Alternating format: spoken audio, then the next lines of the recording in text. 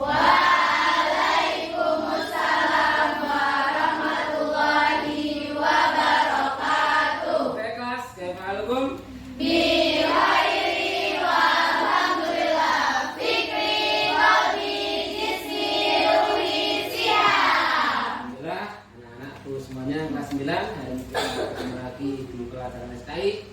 Sebelum kita mulai pelajaran, mari kita berdoa terlebih dahulu. Silakan ketua kelas Firentin pimpin doanya. Semuanya siap, berdoa mulai.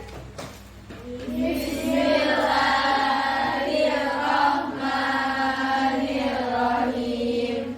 Raditu billahi rabba wa bil islami dina wa bi Muhammadin nabiyya wa rasula. Rabbi zidni ilma warzuqni fahma.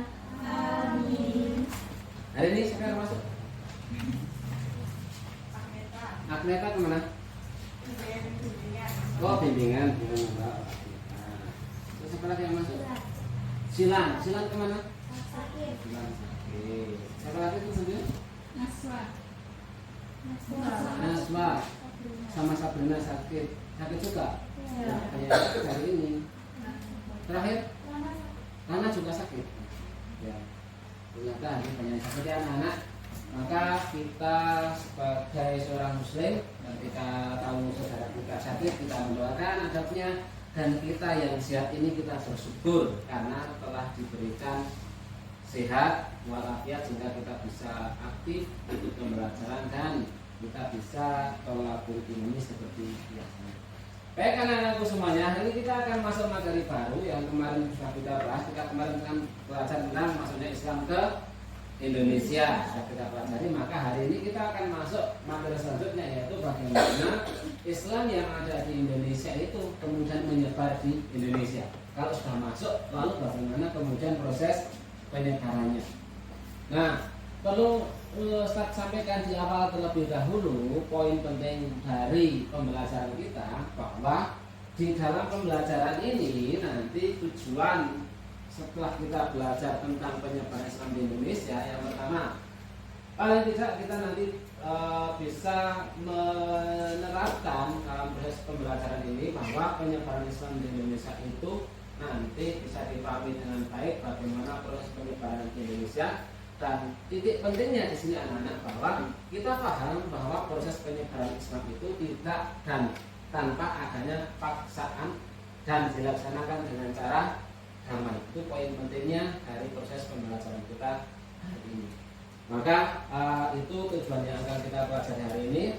Dan sebelumnya bisa anak-anakku semuanya lihat ada salah satu gambar peta. Ini peta mana? Indonesia. Oke. Kalau kita lihat peta Indonesia anak-anak, bahwa kemarin kita belajar ya, kita telah belajar bahwa Islam itu kan masuk ke Indonesia dibawa oleh para pedagang. Dan para pedagang itu kalau kita lihat membawa masuknya, lalu bagaimana proses penyebarannya di Indonesia. Nah, inilah yang perlu kita hari ini akan kita pelajari, dan hari ini nanti kita akan belajar sama-sama terkait dengan itu. Maka di kesempatan kali ini kita nanti akan mempelajari tentang apa saja sih cara-cara penyebaran Islam di Indonesia. Cara penyebaran Islam di Indonesia. Baik anak-anak, Ustaz akan berikan waktu kalian selama 10 menit. Kita diskusikan kelompoknya terkait dengan apa saja sih cara-cara penyebaran Islam di Indonesia. Masing-masing kelompok nanti akan memaparkan satu proses penyebaran Islam di Indonesia. Oke, silahkan diskusi, kita mulai dari sekarang.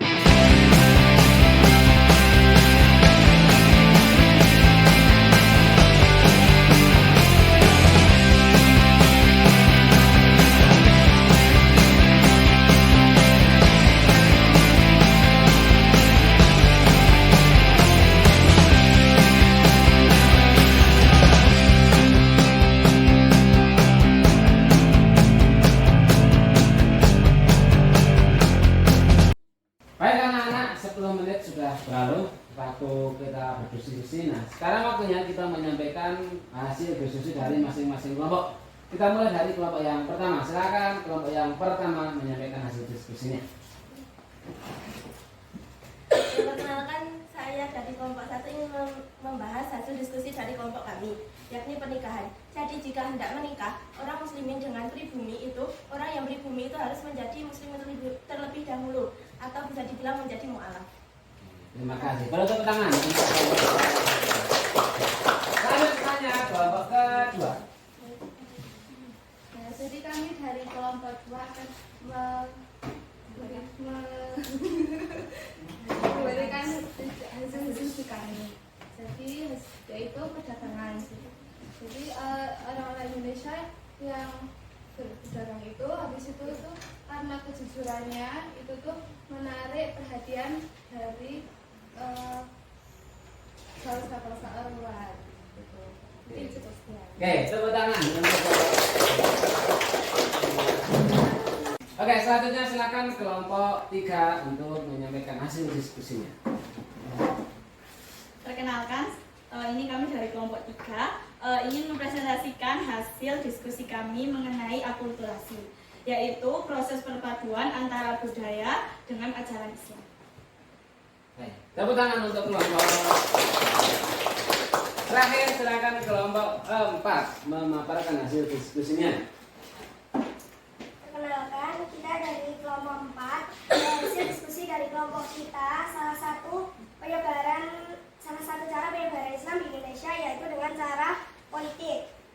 Penyebaran Islam di Indonesia dengan cara politik dimulai dari berdirinya kerajaan Islam di berbagai wilayah Indonesia. Tepuk tangan untuk kelompok ini. Baik anak-anak, kalau kita simpulkan hasil dari diskusi masing-masing kelompok tadi, yang pertama dengan cara apa? Pernikahan. Kemudian yang kedua? Perdagangan. Dan yang ketiga? Akulturasi. Dan yang keempat? Politik. Kalau kita melihat 4 aspek ini, ya kalau kita melihat 4 aspek ini, mulai dari perdagangan, pernikahan, akulturasi, dan juga politik, maka kita akan mencoba fokus ke salah satu cara, yaitu akulturasi. Tadi yang sudah disampaikan kelompok 3 bahwa proses ini memadukan antara nilai-nilai Islam yang dipadukan dengan budaya setempat. Contohnya anak-anak bisa kita lihat pada salah satu bangunan bersejarah di Indonesia. Ada yang tahu ini masjid mana? Masjid. Ada yang pernah kesini? Belum pernah ada. Ya, ini salah satu contoh, salah satu bentuk proses akulturasi itu. Anak-anak, kalau kita lihat ini, proses ini itu menunjukkan bahwa Islam itu masuk ke masyarakat Indonesia dengan sangat damai, dengan sangat lembut, di mana tanpa dipaksa atau tanpa adanya unsur pemaksaan yang dilakukan oleh para wali itu, sehingga para wali bisa menyampaikan Islam dengan mudah. Bahkan dari sisi bangunan saja itu tidak ada pemaksaan. Dari bangunan saja sudah menjadi gambaran bahwa Islam itu begitu bisa masuk ke berbagai elemen masyarakat. Kalau kita lihat arsiteknya anak-anak, ini itu mirip bangunan dari agama Hindu atau Buddha? Hindu atau Buddha? Ya, Hindu dan Hindu. Jadi ini itu mirip seperti bangunan-bangunan yang ada di agama Hindu, dan itu dikenalkan sehingga masyarakat orang-orang Hindu itu tidak merasa kehilangan dengan budayanya, tetapi nilai-nilai Islamnya bisa dimaksudkan. Inilah makna dan filosofi toleransi yang diajarkan oleh para wali, terutama Sunan Kudus dalam mendirikan Masjid Menara Kudus. Sampai sini bisa dipahami? Paham dong? Nah, untuk tugas pekan depan, kita ketemu lagi pekan depan. Silahkan buka BKS kamu halaman 54, itu sebagai lembar kerja siswa. Kita akhiri anak-anakku semuanya pertemuan pada kesempatan kali ini. Mudah-mudahan yang saya sampaikan dan kita pelajari ini bermanfaat dan bisa kita ambil hikmahnya masing-masing. Sekian dari Ustaz, kurang lebihnya saya mohon maaf. Bila kita berkualitas, Assalamualaikum warahmatullahi wabarakatuh.